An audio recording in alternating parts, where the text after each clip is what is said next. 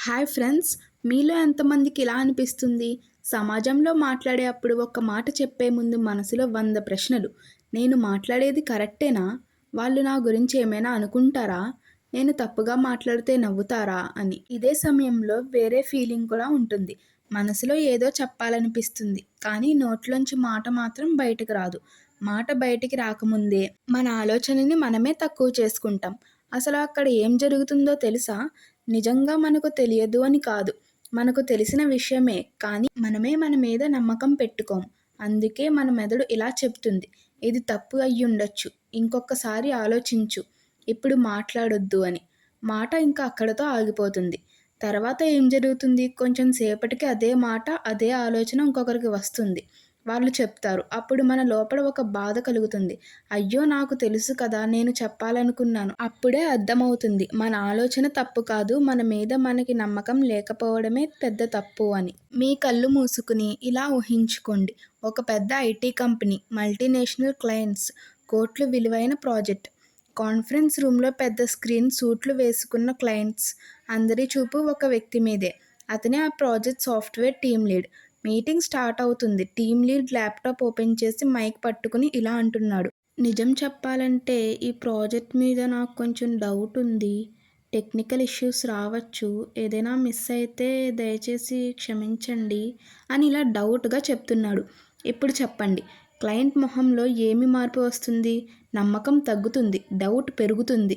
మనసులో ఒక ప్రశ్న కూడా మొదలవుతుంది. ప్రాజెక్ట్ లీడ్‌కే తనపై తనకు నమ్మకం లేదు. అలాంటిది ఇంక ప్రాజెక్ట్ ముందుకేం సాగుతుంది అని డౌట్ కూడా వస్తుంది. నిజమేంటంటే ఆ టీమ్‌కు నాలెడ్జ్ ఉంది, ప్లాన్ ఉంది, ఎక్స్‌పీరియన్స్ కూడా ఉంది. కానీ లీడర్ గొంతులో మాత్రం నమ్మకం లేదు. అంతే, ఇంక ప్రాజెక్ట్ మొదలు కాకముందే విలువ అనేది పడిపోతుంది. ఇక్కడే మన జీవితానికి లింక్ ఉంది. మనము చాలాసార్లు అదే తప్పు చేస్తాం. ఇంటర్వ్యూలో కూర్చున్నప్పుడు, ప్రెజెంటేషన్ ఇవ్వాల్సినప్పుడు, కొత్త అవకాశం వచ్చినప్పుడు మనం ఇలా అంటాం. నాకు కొంచెం టైం కావాలి. నేను ట్రై చేస్తాను కానీ ఇది నాకు పూర్తిగా రాదు అని. మన ఉద్దేశం నిజాయితీ, కానీ ఎదుటివారు వినేది ఏంటో తెలుసా? ఈ వ్యక్తి తన మీద తనకి నమ్మకం లేదు. అంతే, అవకాశం మెల్లగా వేరే వాళ్ళ చేతుల్లోకి వెళ్ళిపోతుంది. ఒక నిజం మాత్రం గుర్తుపెట్టుకోండి. ఆత్మవిశ్వాసం అంటే అన్నీ తెలుసు అనుకోవడం కాదు. ప్రపంచంలో ఉన్న గొప్ప లీడర్లు కూడా అన్ని సమాధానాలు తెలుసు అనుకోరు. కానీ వాళ్ళు ఒక పని మాత్రం చేస్తారు. వాళ్ళ మీద వాళ్ళకున్న నమ్మకాన్ని మాత్రం వదులుకోరు. ఇప్పుడు అసలైన సీక్రెట్ వినండి. మీరు టీమ్ లీడ్ అయితే మీ గొంతు నుంచి వచ్చే మాట మీ టీం యొక్క భవిష్యత్తును చూపిస్తుంది. మీరు డౌట్ చూపిస్తే టీం డౌట్‌లో పడుతుంది. మీరు నమ్మకం చూపిస్తే టీం రిస్క్ తీసుకోవడానికి కూడా సిద్ధపడుతుంది. అందుకే గొప్ప లీడర్లు ఇలా మాట్లాడతారు. మనకు ఛాలెంజెస్ ఉన్నాయేమో కానీ మన దగ్గర ప్లాన్ ఉంది. మనం ఎలాగైనా గెలుస్తాం అని ఒక నమ్మకాన్ని కలిగిస్తారు. అప్పుడు ఆ టీం మరింత ఉత్సాహంతో పనిచేస్తుంది. ఇది చిన్న వాక్యమే, కానీ పెద్ద ఇంపాక్ట్ అనేది చూపిస్తుంది. ఇప్పుడు మీకొక విషయం చెప్పనా? భయపడే మనిషి ఒక పని చేస్తాడు. ఏంటంటే అతని మాటలు పరిగెడతాయి. ఎందుకంటే లోపల ఉన్న భయం చెప్తుంది, త్వరగా చెప్పే ఇక్కడి నుంచి బయట పడదామని.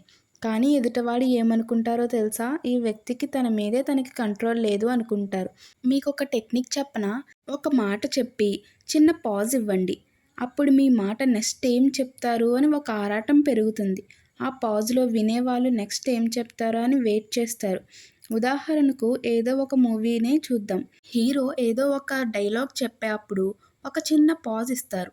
అప్పుడు మనకి క్యూరియాసిటీ అనేది బాగా పెరిగిపోతుంది. నెక్స్ట్ ఏం చెప్తారా అని.